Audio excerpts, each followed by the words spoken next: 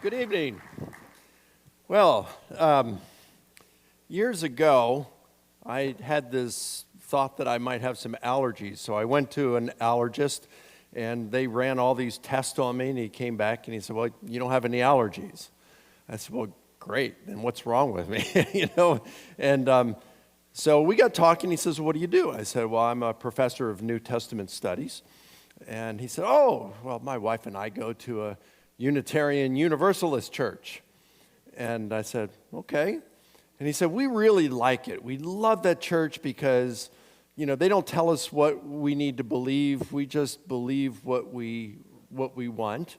And it makes us feel really good. I said, okay. And then I said to him, we have the right to believe whatever we want, and I'm for all that. And if your goal in this is to have peace in this life and you don't care about the afterlife, then by all means, stay where you're at. But if you're really thinking and concerned about where you may spend eternity, then you may want to look elsewhere. And he said, well, why do you say that? And I said, okay, well, you say you delight in where you're at because you get to believe whatever you want to believe. He said, right. I said, well, look, you're a physician, you are trained, you are an expert in detecting allergies. I've come to you because of your expertise. Then you've given me your opinion. But suppose I just went to someone and I said, hey, what's the problem? And they just came up with something kind of bizarre. And he said, well, this is what we think. And this is just what do you want to be your problem? I said, I don't know. And he said, well, look, whatever you want the problem to be, if that makes you feel good, just believe it. I said, if you as a physician said something like that, you should lose your license. But if that is a bad way to approach medicine, which, we're only talking about, allergies here, shouldn't we take something more seriously when we're talking about our worldview and how we may spend eternity after this? Well, then it's like, well, I'll give your thing and you can pay at the front desk, So we are going to talk about the resurrection this weekend, but tonight we're going to talk about the sources that give us most of our information about Jesus. And actually tomorrow when we're talking about the resurrection, I'm going to even bring some sources which scholars look at as earlier and even more reliable sources, or at least verifiable than even the Gospels. But I want to talk about the Gospels this evening. Should we trust them? Are the Gospels historically reliable?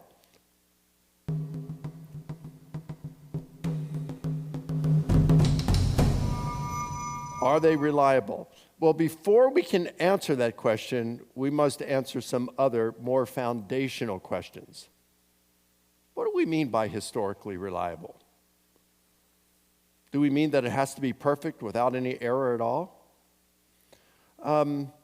What about Tacitus's Annals of Rome? Now, Tacitus is considered to be perhaps the greatest Roman historian. He wrote at the beginning of the 2nd century. His Annals of Rome, are they historically reliable? I think we can say yes, depending on how we define historically reliable. Are they divinely inspired? Is his book, The Annals of Rome, divinely inspired? No. Is it inerrant? No, it's got some errors in it. Is Tacitus biased? Absolutely, he's biased. But those are different questions than asking, is it historically reliable? You can have something that's historically reliable without being divinely inspired or inerrant. Now, what about the Psalms? Are the Psalms in the Bible, is that historically reliable? It's not a trick question. But you can't answer it in that sense. It's an inappropriate question because the Psalms it's not historical reporting. It's songs. It's poetry. So to ask, are the Psalms historically reliable? It's incoherent. It's like saying, what's the square root of chicken? The The Psalms are not historically reliable. Well, they're not historically unreliable. It's just an incoherent question. It's inappropriate. Are the Psalms divinely inspired? We believe so, because it's in Scripture, and we could give some reasons why we think that. That would be a matter of faith. But what I'm saying here is to ask, is it divinely inspired, is an entirely different question than is it historically reliable. What I'm dealing with this evening is only, are the Gospels historically reliable? So from that point of view, it could be that they're not divinely inspired. It could be that they have errors in it. And if they had some errors in it, how many errors would there have to be before it's no longer historically reliable? 1%? 5%? 10%? What kind of errors? Will 5 small errors in the peripheral details equal 1 larger error? How do we even think it in terms of historically reliable? Let me present another scenario. Back in the 1960s in the U.S., we had Martin Luther King Jr., who led the civil rights movement. Great movement in the U.S. It was needed. And now, if you were to write a biography today, let's say someone's writing a biography of Martin Luther King Jr. in the U.S. today, and their objective is to encourage people to help the oppressed.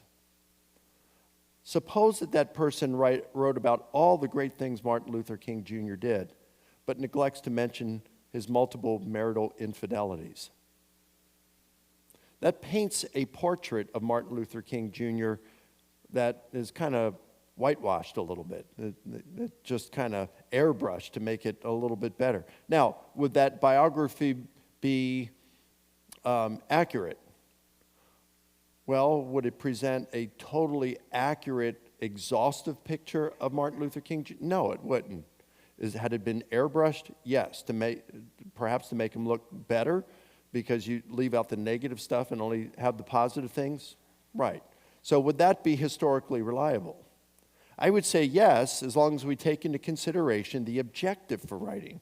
The objective meaning they're trying to present Martin Luther King Jr. in a manner that encourages others to stand up for the oppressed. So it may not be exhaustive. It may be airbrushed, but it's still reliable. But if you're saying this has given us a total portrait of Martin Luther King Jr., well, then you could say in that case it's not actually historically reliable to an extent. So what do we mean by historically reliable? It's not an easy question to answer. I want to posit a definition for you, though. Okay? I'm going to say, at minimum, historically reliable means that it preserves an accurate gist. The main and essential parts are true. Or you could say it gives us an essentially faithful representation of what occurred. Now, notice that I have here, it's at minimum, this is what it means. Okay? So something that is historically reliable, let's say the Gospels or Tacitus' Annals of Rome or Suetonius' Lives of the 12 Caesars, they may be better than the minimal, but I'm saying in order to be historically reliable, at minimum, it has to give us an accurate gist of what occurred.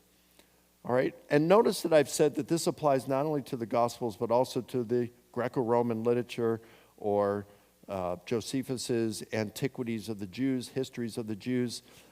In talking about this, I think we have to not privilege the Gospels. We've got to look at this in a fair-minded manner, try to be as unbiased as possible and say, what do we mean by historically reliable? And whatever we're going to apply to the Gospels, it's got to apply to the other stuff. So if we're going to say this for Greco-Roman and Jewish literature, we're going to subject the Gospels to the same standards as we would for any other piece of ancient literature. So what I want to do in the next few moments is I'm going to give you 6 reasons for thinking the Gospels are historically reliable. Reason number 1. There are good reasons to think that the author intended to write an accurate account. Now, what reasons might we to consider to think that the authors of the 4 Gospels intended to write accurate history? One is their biographical genre. Now, if you were an author in the first century and you were writing an account of a person who had lived in the first century and you were writing for readers who were living in the first century, would you write using the rules or the literary conventions in play in the first century, or those that would not come into play until more than 1,000 years later? Well, of course, you're going to use those in play in the first century. And that would be either a history or a biography. And they worked by a little different rules than we have in modern biography, but nevertheless, it's still a biographical genre. Now, why do scholars today, the majority of New Testament scholars, many of whom are skeptics, why do they think the Gospels are ancient biographies, the majority of them? Well, characteristics of an ancient biography. I'm just going to give you a few here. Number one, the main character. The focus is on the main character. It's not on an era. It's not on an event or a government. So take, for example, Josephus's Antiquities of the Jews. It's talking about the history of the Jewish people. Or let's talk about the Acts of the Apostles in our New Testament. That is a history of the Christian church in its first 3 decades, 3 or 4 decades. 3 decades, I'm sorry. But a biography, even though it's going to talk about history, it's focused on a single character. You're going to have more, but there's a main character, which, by the way, it's also that main character is referred to as the biography, spelled with 2 E's in the end rather than a Y. So it's focused on a main character. Gospels certainly focus on Jesus. Another characteristic of ancient biography is it gives us a little about the person's ancestry, and then it jumps into their public life. You ever wonder why the Gospels really don't tell us much about the childhood of Jesus? There's only one story about Jesus' childhood. It's in the Gospel of Luke, and it's when he's 12 years old. And it's a short story. Why don't the Gospels tell us more? In fact, it isn't until later with some of these Gnostic Gospels and some of the really kind of weird Gospels that are written in the 2nd and 3rd centuries that we find stories about Jesus' childhood. One of them, the infancy Gospel of Thomas, to be distinguished from the Gospel of Thomas. In the infancy Gospel of Thomas, you have a story about Jesus working with his father, Joseph, who's a carpenter, and Joseph cuts this beam a little too short. He's like, oh, now I got to buy this other beam, and I'm not going to make any money off of this. My mistake's really going to cost. And Jesus says, no problem, Pops. And he goes over and he stretches the beam out to its proper length. So, I mean, there's all kinds of stories like that in these other kind of Gospels to fill in the blanks. Well, why don't the Gospels give us these kinds of stories? Why don't it tell us anything about Jesus' childhood? Well, because ancient biographies typically just didn't do that. And the reason being is because in antiquity, the view of historians, biographers, differs from those of today. Today, a biographer is going to try to dig into that person's life to figure out what shaped this person in their childhood, in their environment, their education, their friends, their family. What shaped this person as they were growing up and developing as an adult to become who they were? In antiquity, they didn't do that kind of stuff. They just said the person was born with that kind of a character, and it just manifested itself as they got older. So their childhood was irrelevant. You're born, this is your ancestry, and then this is your public life as a military leader, a politician, a philosopher, a religious leader, whatever. It just launches into the inauguration of their public life. And this is what we have with Jesus. He's born, he goes off to Egypt or whatever, Herod's coming after him, and then they flee, they settle in Nazareth, and the next thing we know, Jesus is getting baptized.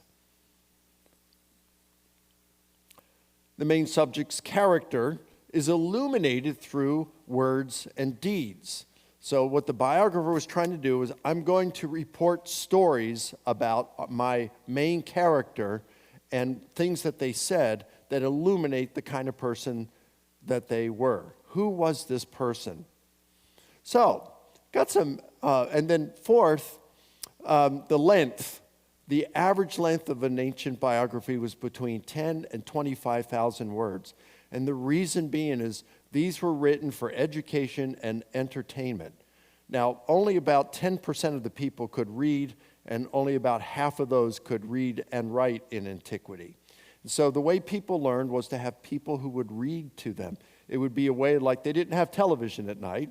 And so what they would do is they'd gather around a fireplace, and someone would who was literate would read to them. Or they might even have heard a story and committed a story to memory, and they would recite that story as oral tradition. Well, when they're reading it, they want something that they can read and do the entire thing in a biography, the life of this person, within 3 hours. A little longer than our average movie today. And so 3 hours, 10 to 25,000 words. If you read through a gospel, you can usually get through it within 3 hours straight. You can see that the length of Matthew, Mark, Luke, and John. Mark is the shortest, Luke is our longest, and this is the number of Greek words in them, and it falls within this range. Now, some biographies, by the way, were longer. So Josephus wrote an autobiography that's 80,000 words. But of course, he's writing an autobiography, so he knows more about his own life than most people know about the lives of others. What about ancient novels? It's a very small minority of scholars who would say that the Gospels are novels, but there are a few who do. Most scholars reject that idea, and the reason being is because ancient novels were typically romances in which two lovers had to overcome obstacles. Obviously, that's not the Gospels. Also, ancient biographies were almost always had exclusively fictitious characters who had lived in the distant past. On very rare occasions, an ancient novel would include a historical character. But there isn't a single known example of an ancient novel that includes a historical character who had lived with even as recent as a century of the time of writing. The Gospels have a lot of historical characters, people like Herod the Great, then his sons, Archelaus, Antipas, Philip, and others. You got Pilate, you've got Caiaphas, we have John the Baptist, we got Jesus. These are all, and others. These are historical characters we know about because they're even mentioned in non-Christian sources. So, and they had, all these historical characters had lived within a century of the time of writing of the Gospels. So it wasn't a romance. So we can see that the author intended to write an accurate account. We also want to see, is there historical intent in their writing? So this is what Luke writes at the beginning of his gospel. It seemed fitting for me as well, having investigated everything carefully from the beginning, to write an orderly account for you, most excellent Theophilus, so that you may know for certain the things you have been taught. So Luke is in no ambiguous or vague terms here. He is saying, I'm intending to give you an accurate historical account. Gospel of John, and the one who has seen has testified. His testimony is true, and he knows he is telling the truth so that you may also believe. So obviously the author here is saying, I'm telling you the truth. This is the account of Jesus. Now, who's the author? It's debated. The traditional authorship is John, the son of Zebedee. A number of scholars, probably most today, well, certainly most scholars, would say that John, the son of Zebedee, did not write the Gospel of John. And their main reason is they're saying, look what it says, and the one who has seen his testimony is true. So this person isn't claiming to be the author. The only way that this person would be the author is if he's speaking of himself in the third person, and that would be kind of weird, wouldn't it? Kind of reminds you of Jimmy in that Seinfeld episode, right? Where he's talking about himself in the third person, and he's really confusing Elaine, and it's like, wow, that's kind of weird. So they say this can't be John the son of Zebedee writing because he'd be kind of weird talking in the third person. The problem is a lot of these New Testament scholars, they don't read much or pay much attention to the ancient literature outside the biblical literature. All you have to do is go to Julius Caesar's commentary on the Civil War, and you can see that he writes the entire thing in the third person. Polybius, one of the greatest Greek historians, wrote in the 2nd century BC. He often refers to himself in the third person. So it's not so strange for antiquity.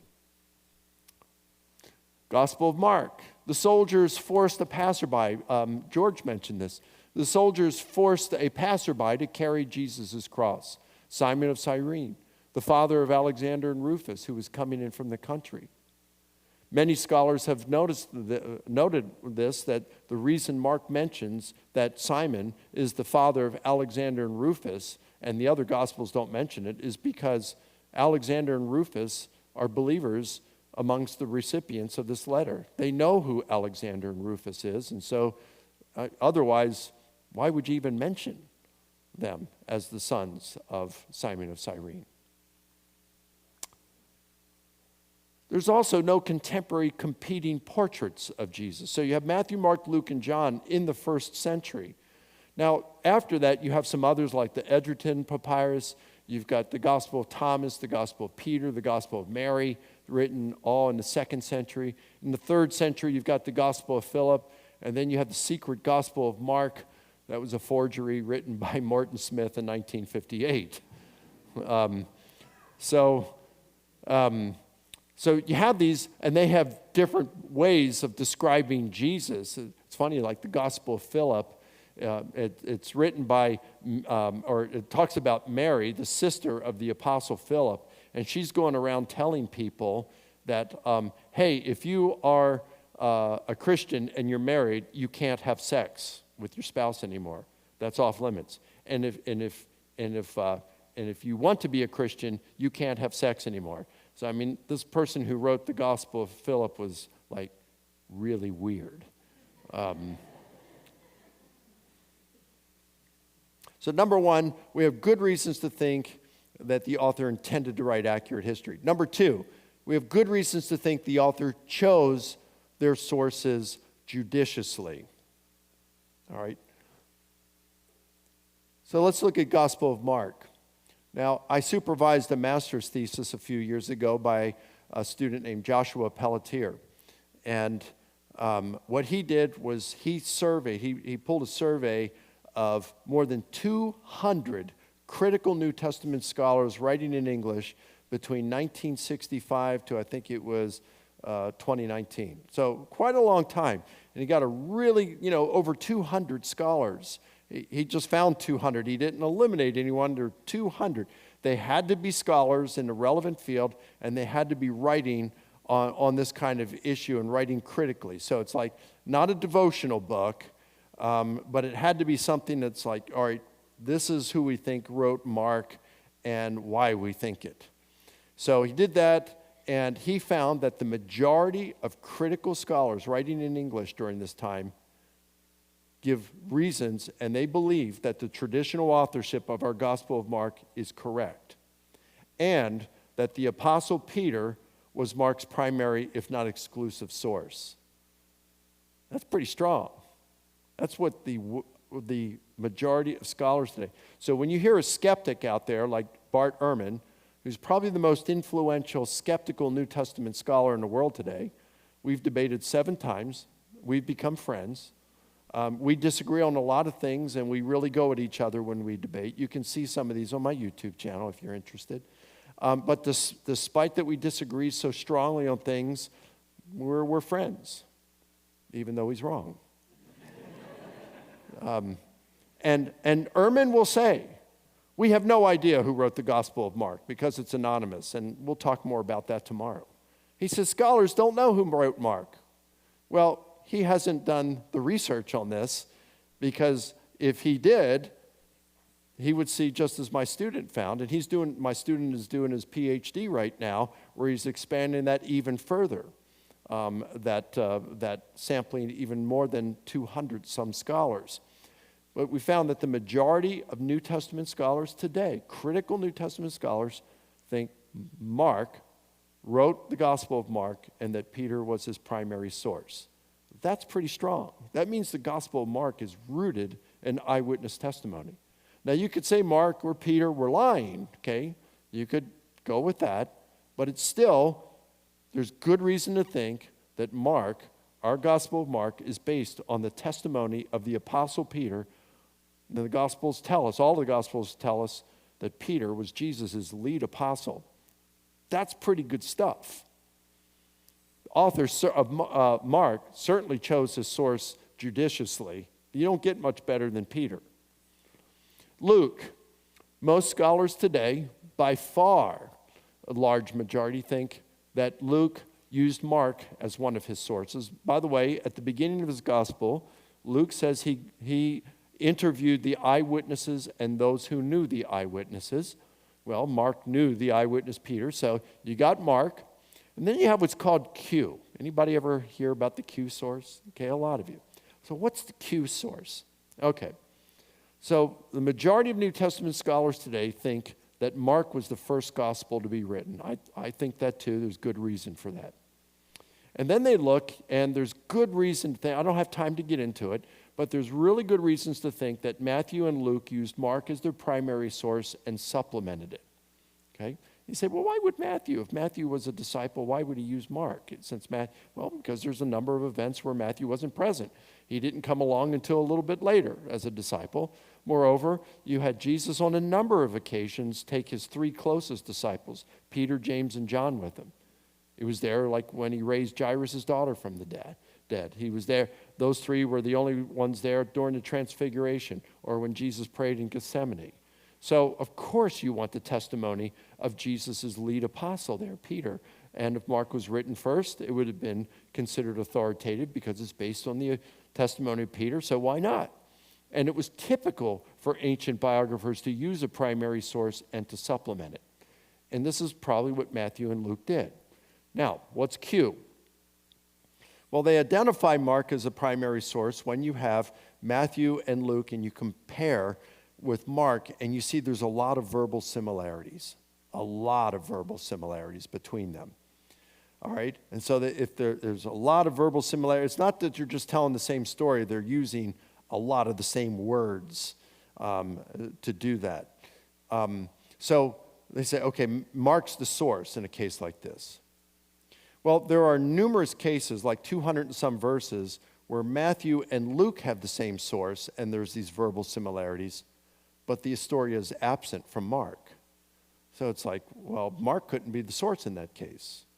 So if there's verbal similarities between Matthew and Luke, then either Luke used Matthew as a source, or Matthew used Luke as a source, or Matthew and Luke used a common source that we no longer have. Well, what do you call that source? Well, the German word for source is Quelle. So they just abbreviate that and call it Q. That's all Q is. It's a hypothetical source that Matthew and Luke drew access from. Now, almost all of the Q, so-called Q material in Matthew and Luke, it's not narrative. It's just sayings of Jesus.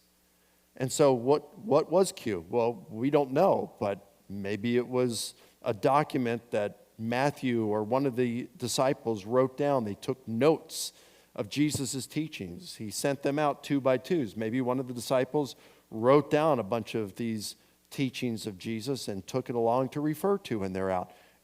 And that's the Q source. We just don't know.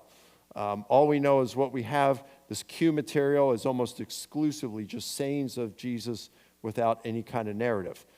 But if there was this Q source, unless Luke used Matthew, then you've got Luke using this Q source. And then the majority of critical scholars today do think that Luke was a traveling companion of Paul. And so he could have gotten some information from Paul, and then there would no doubt have been other eyewitnesses that Luke would have interviewed and people who had known the eyewitnesses. Either way, it's like, even what critical scholars are thinking today, Luke's a pretty good source in terms of where he's getting his information. His sources are pretty good.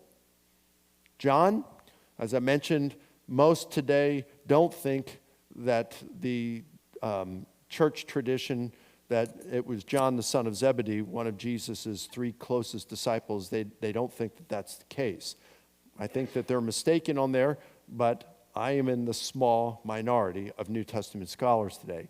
The majority, though, even though they rejected John the son of Zebedee as the traditional author, they still think that the Gospel of John was either written by one of Jesus' disciples, a minor one of the 70 who had traveled with Jesus, or that whoever wrote John's Gospel used one of Jesus' disciples, perhaps even John the son of Zebedee, as their chief source behind that Gospel. So either way, even if the traditional authorship is mistaken, at the worst, they still think that John's Gospel is very closely rooted in the eyewitness testimony of a disciple who had traveled with Jesus, just like with the Gospel of Mark, with Peter. So that's pretty good. These three so far are using their sources judiciously. What about Matthew? Matthew is the most difficult one, okay? So, Mark, certainly, and if there was a Q source, he either used Q or he used Luke, and at least one other. Now, most New Testament scholars today would say they don't think Matthew wrote it, and there's reason, and it's just too much to get into. I think Matthew played an intricate role in the composition of that gospel. If you want to ask during the Q&A period for me to unpack it, I'll be happy to do so. I just don't want to take the time. I'm just letting you know where scholars are today, okay? The majority are. And we can see that Mark, Luke, and John are really closely rooted in eyewitness testimony. They chose very good sources. And even Matthew, if it wasn't the Apostle Matthew, he's still using Mark and the Q source. And the Q source, that would be very early. It could even be earlier than Mark. In fact, if it were written as notes of one of the disciples, it goes back before Jesus' death. That's how early it would be. So we're looking at some pretty good sources here. Certainly, the author chose their sources judiciously. Number 3, we have good reasons to think the author used their sources responsibly. Now, how would we know this? Well, we can compare how Plutarch and Josephus used their sources. So Plutarch is considered the greatest ancient biographer. Plutarch this isn't the guy in the Hunger Games movies thing. All right, he was born around the year 40. He died just after the year 120. Again, probably the greatest ancient biographer, and a lot of what we know about the ancient world comes from Plutarch. He wrote more than 60 biographies, of which 48 have survived. Now, we can compare how Plutarch tells the same story in multiple, he tells the story of, mentions the assassination of Julius Caesar in 6 of his biographies. We can compare how he does that. We can compare how the story of Caesar's assassination is told in Plutarch compared to how other sources like Appian, Cicero, Dio, Livy, Suetonius, and others tell the story of Caesar's assassination, and compare how Plutarch tells it. And we can see Plutarch stays pretty close to his sources. With Josephus, we can look at how he quotes Scripture, because Josephus says, I'm not going to add anything, I'm not going to take anything away from Scripture, I'm just going to give it to you as it is. But then we can compare when he's quoting Scripture against what we know Scripture says. We can see that he does add sometimes, and he does subtract in other times, but he stays fairly close to his source. When we look at the Gospels, we see that Matthew and Luke stay closer. When we can see that they're using Mark, they stay closer to Mark than Josephus stays to Scripture, and that Plutarch stays to his sources. Actually, the Gospels in that sense, they should have done more paraphrase than what they did. When you look at the compositional textbooks written by Theon and Quintilian and others in the same century, the first century, They were teaching ways to paraphrase, to change up things. And actually, the Gospels do an inferior job of doing that many occasions. They would do more like, what do we call it when students do it? Plagiarizing. They do that with Mark in a way that wasn't really respectable in antiquity. No, we like it today because it tells us they were staying true to their sources. But that just shows you about where they are. They use their sources responsibly, at least how we would consider it in the 21st century. Number 4, the author or their sources were capable of recalling stories accurately. We want to know that they were capable of reporting accurate history. Let's talk about Plutarch for a moment. In some cases, there was large-scale conjecturing. In other cases, there weren't. So Plutarch tells us, he writes the biographies, they were called lives back then. Biography was a word that came around later. In his Life of Caesar, Life of Cicero, of Brutus and Antony, these were all written within 140 years of a person's life, okay? 140 years or less of when that person died. There was no large-scale conjecturing because Plutarch said he had very good sources for these. Of course, none of the eyewitnesses were still alive, but he had sources that were written by eyewitnesses and those who had known the eyewitnesses. 140 years. Here's what Plutarch then says. After writing those biographies of these people who had lived within 140 years of the time of writing, he says, now that I have traversed those periods of time which are accessible to probable reasoning and which afford basis for a history dealing with facts, I might well say of the earlier periods of which I am about to write, what lies beyond is full of marvels and unreality, a land of poets and fabulists, of doubt and obscurity. May I therefore succeed in purifying fable, making her submit to reason and take on the semblance of history. What Plutarch is saying here is, when I'm writing about these people within 140 years who had lived maximum 140 years before, I got some good sources. There's no large-scale conjecturing. I can write an accurate history. But I'm about to write about the life of Romulus, the legendary founder of Rome, and of Theseus, the legendary founder of Greece. Romulus would have lived 800 years before Plutarch, and Theseus 1,000 years before Plutarch. And he's saying, look, I don't have any good sources for these. The only people that write on Romulus and Theseus are mythicists, people who write myth and fables and poetry. And so look, what I'm doing is I'm taking their stuff. It's totally untrustworthy. But I'm taking their stuff and I'm going to just delete some things and I'm going to reword it to make it sound like history. So, but don't expect. This isn't the same kind of stuff that I'm writing about here.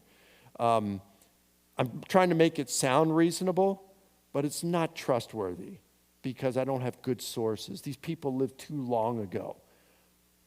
But when I'm writing on the more recent people within 140 years, that's good stuff. I don't have to do large scale conjecture. What about the Gospels? The Gospels were written within 20 to 65 years of the events of Jesus' life. And again, all of them are closely rooted in eyewitness testimony. Again, you could say that the eyewitnesses were lying. All right, that's a possibility we have to consider. But just looking at the time, they would have had good sources available. Their sources were certainly capable of reporting accurate history. Memory. Now, you'll have people like Ehrman and some others to say, they were written too long, 20 to 65 years? Come on, we forget a lot of things. Memory is unreliable. In fact, he'll give the story about like the Challenger spacecraft. Maybe some of you remember that from back, I think it was 1986. Challenger goes up into space and blows up and 7 astronauts are killed in the process. I remember that day. I remember what I was doing. I was really into space at that point, NASA and what was going on. I wasn't as interested as when the Apollo was happening. and they were walking on the moon. But I was still interested, and I remember where I was when I learned that the Challenger blew up. Well, they did a study. I think it was Emory University, but I'm not quite sure. It might have been somewhere else. And they interviewed students shortly after that, and they said, what do you remember of what happened? And they asked them a bunch of questions, and so they reported. And then they went to them 6 months later, and they asked them the same questions, what do you remember? And they had different stories. They contradicted themselves. And they said, well, you said this 6 months ago. Yeah, oh, I did? Well, I was wrong then. I'm correct now. And it's like, well, they can't even remember correct 6 months later. How can we trust 20 to 65 years? There's a couple things to take into consideration. How many of those students actually cared about the NASA space program? Probably not many of them.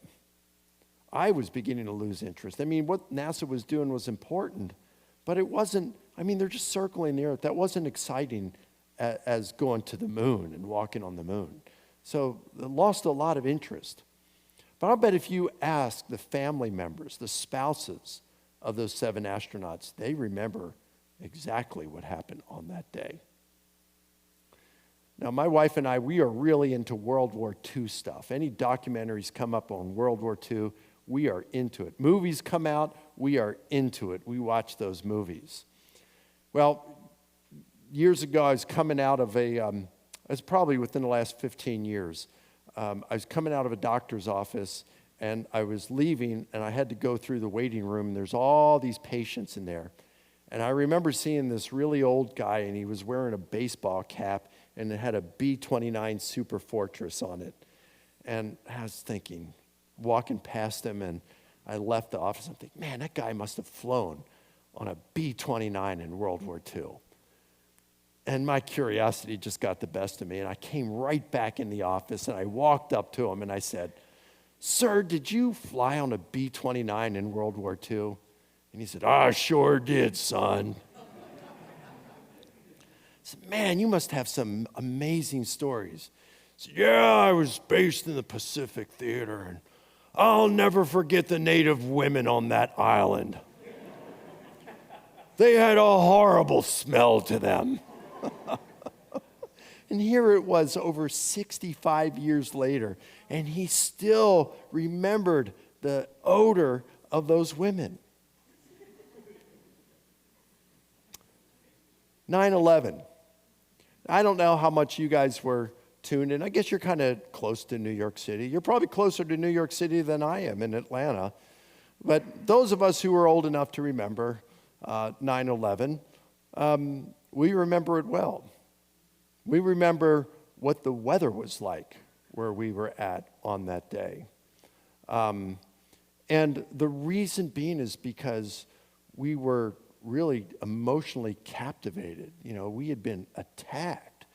And it's like most of us who remember that day, well, on 9/11, a lot of the networks in the U.S. will play a lot of that, replay it. One network will just have, they'll have everything that they reported, back to back, the whole day. And it's like you could relive it. And it's hard, even today, to watch a video of the Twin Towers falling without just, our eyes just welling up and a knot in our stomach. We remember it because it impacted us emotionally. Maybe you've seen the movie We Were Soldiers, starring Mel Gibson and Sam Elliott. It's about the very first encounter of U.S. forces in Vietnam with the South Vietnamese Army in November 1965. It was 3 or 4 days of battle in the Ia Drang River Valley. And lot of casualties happened that day. The U.S. forces suffered more than 200 casualties, excuse me, and more wounded. A lot that was going on. The U.S. forces ended up winning against odds that day, taking on a much larger and combat experienced force. But a lot happened. And if you saw the movie, there was a character in it named Joe Galloway, who was the combat reporter. And he was a real character,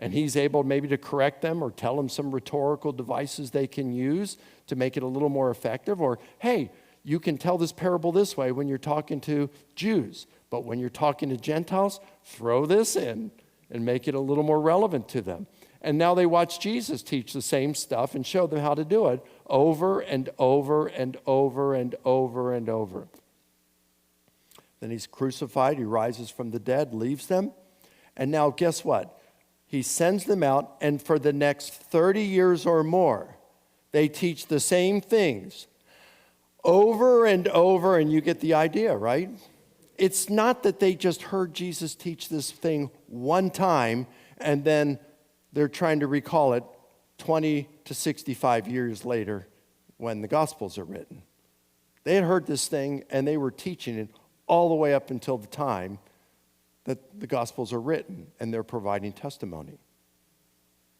So, yeah, this stuff, they were certainly capable. They and their sources were capable of reporting accurate history. Number 5, we can verify numerous reported items in the Gospels. And again, all of this would apply to other ancient biographies from antiquity. We can do this with the Gospels, because many items agree with existing background knowledge. For example, names in the Gospels. We know that names, this is some pretty cool stuff. Palestinian Jewish names in late antiquity has been something that Tal Ilan, a Jewish scholar, and Richard Bauckham, a New Testament scholar, they have studied this extensively. They've written and published on it. Catalogs of these kinds of names. They found some really interesting things. They found that you have certain Jewish names in Palestine, in present-day Israel. They just called it Roman Palestine back then, and Judea. Certain names in, let's say, Palestine or Judea, back then, Jewish names, they had certain names, like 1 out of every 5 women, believe it or not, Jewish women were named Mary. Joseph and Simon, 1 out of 7 males, Jewish males in Judea, were named either Simon or Joseph. Jesus was the 7th most popular male Jewish name in that time. But once you get outside of Palestinian Jews and you go into what was called the diaspora, that's after Jews had left Judea and they went into other areas like what would be present-day Syria and so forth, then the Jews of those areas had different names. So what they found is the Jewish names in the Gospels reflect those of Jews that had lived in Jewish Palestine in the 1st century. Now, that would seem to suggest that the authors were either reporting accurate history or they lived in Palestine in the 1st century. And so if you're inventing this stuff, you want to invent it about people that you're familiar with their names, right? So they're either living in Jewish Palestine at that time and inventing the names of the people who would have lived, the kind of names popular in that time, or they're reporting accurate history. So various names we have. And here's what's interesting too. So you've got ancient Jewish literature, like with Philo and Josephus, and then you've got others who report about Jews who lived in Palestine. So the Roman writers would report about this. You'd have Josephus report about it. And then you have inscriptions. And then you have these what are called ossuaries. They're like bone boxes that after a person died, they'd bury them. They'd allow their body to decay a year. Then they'd grab their bones. They'd put them in this box, and they'd give it a proper burial. And they've got over 1,000 of these that they have found in Israel. And these bone boxes are dated from 30 BC to 70 AD. It stopped. The Jews stopped doing it when the temple was destroyed. And many of these ossuaries have names of Jews on them. And so they look at this epigraphical evidence, and they put it all together, and they find that the Jewish names in the Gospels are the same kind of Jewish names in Palestine during that time, and they appear with the same kind of frequency that we find in this epigraphical and documentary evidence, which is pretty neat. So we know that Simon, or Peter, and Joseph and Jesus, they were common names. Even Lazarus was a common name. Then you got persons. We know that these persons actually existed. And places, we know many of the places mentioned in the gospel were actual historical places. In novels, they made up names of cities and things like that, but these are actual places. And then procedures, we know things like crucified victims in Jerusalem were given a proper burial on the same day of their death. It was different for other places in the Roman Empire. They'd leave them on their crosses for days, and then they'd take them off and they'd throw them in a common pit, sprinkle a little dirt over them, and just prepare it for the next executed victims. And in the meantime, birds of prey and dogs would come and feed off the corpses, but not in Jerusalem. And we know from Josephus, not only do we find these ossuaries in Jerusalem, more than 1,000 of them, which tell us these people were given a proper burial, even ossuaries of executed criminals. They were given proper burials, but you've got Josephus, who in his Jewish War, Book 4, Section 317, he talks about how just prior to the fall of Jerusalem, the Idumeans came in, they killed Jews, and they forbade them to get a proper burial. And he said Josephus says, before this time, the Jews would remove the crucified and give them a proper burial before sunset. So this is entirely consistent with what we find in the Gospels. And then we have confirmation of many items about Jesus. And we do this through historical method. Today, it is widely agreed, it's almost unanimous it is unanimous among New Testament critical scholars that Jesus lived in the first third of the first century, that he lived in and ministered in Judea, that he got many people to follow him, that he performed deeds that astonished crowds and that many regarded as miracles, that he taught in parables, that he believed that he was chosen by God as a special agent for him, and that he was crucified on the orders of Pontius Pilate, and that shortly after Jesus' death, his disciples had experiences they interpreted as the risen Jesus appearing to them. This is stuff that virtually every critical New Testament scholar, even atheist New Testament scholars, will agree on. So we can confirm this through using the tools of the historian. And finally, number 6, we have reason to believe that only a very small percentage of the reported items in a biography have a reasonable chance of being errors.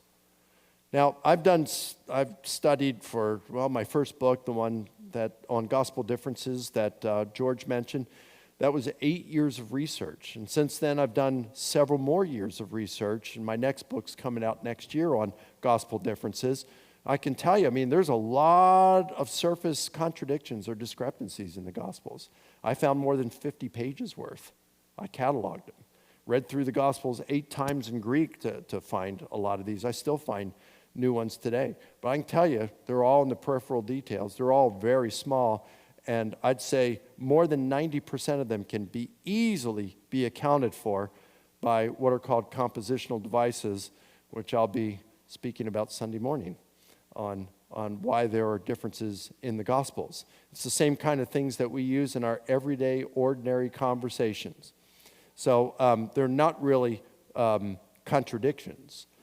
But there are a handful of surface discrepancies in the Gospels which are reasonable candidates for errors. The two that are most striking would be Matthew, he reports the death of Judas, that Judas hanged himself, whereas the book of Acts talks about how he fell headlong and burst open and his intestines fell out. And there are ways, people try to harmonize that and say, well, maybe he hung himself and then the rope broke and he fell and split open. Well, Acts says he fell headlong. Now, if you are being hanged and the rope breaks, what's going to hit the ground first? Your butt. Not your head. Well, maybe he hit butt first and then he goes tumbling down this hill head first. Maybe. Maybe. There's a lot of things about the way things are written And we have to acknowledge that a lot of times things do seem like contradictions, and then you get more of the story, and it's really not. This happens even today. Even today it happens in modern reports. And so I'm not saying that one of them's an error. I'm saying it's a reasonable candidate for an error. I'm just trying to be fair here. And then a lot of scholars think that Luke's report about Jesus being born during a census put out by Caesar Augustus, they say, well, there's no evidence for that in the ancient literature. Well, I don't think that's a good reason. And then he talks about that they'll say, well, Josephus doesn't mention it. Well, there's a lot of things Josephus doesn't mention. Josephus doesn't mention how he was captured by the Romans in his autobiography. You would think he'd mention that. He mentions it in Jewish War, but he doesn't mention it in his autobiography. So there's just because someone doesn't mention it, they've got all their own reasons for why they did. Josephus does not mention how the Emperor Claudius expelled the Jews from Rome, even though he did it during the period while Josephus was alive, and Josephus is writing a history of the Jews. You've got Luke mentions it in Acts. Well, how do we know Luke is correct? Well, guess what? Suetonius, in his life of Claudius Caesar, he mentions it in chapter 25 of that biography of Claudius. He says, at the instigation of Crestus, not Christus, Crestus, a different person, at the instigation of Crestus, Claudius expelled the Jews from Rome. One sentence in Suetonius' life of Claudius. If it hadn't been for that, a lot of people would say that Luke was wrong in the book of Acts. He made it up, he got it wrong. But no, Luke was being very accurate. So I don't doubt Luke on this, but I have to admit, it's possible that is an error. But there's only a handful of things like that. And remember, we're not asking if the Gospels are inerrant. We're not even asking if they're divinely inspired. We are only interested tonight in asking, are they historically reliable? And I can tell you from intentionally looking for contradictions in the Gospels that cannot be explained reasonably, plausibly. In other words, the most plausible, the most reasonable explanation of it would be that it's a contradiction. There are only about a handful of them that I have found. So, summary. We talked about historically reliable. At minimum, it provides an accurate gist, an essentially faithful representation of what occurred. I provided 6 criteria. We have good reason to believe there was historical intent in writing, that the author chose the sources judiciously, that the author used those sources responsibly, that the author or the sources were capable of accurate reporting. We can verify numerous reports as being correct, and only a very small percentage have a reasonable chance of being false. And the Gospels, I'm contending, fulfill all 6 of these criteria. Now, if you're interested in pursuing it further, you can go to my website,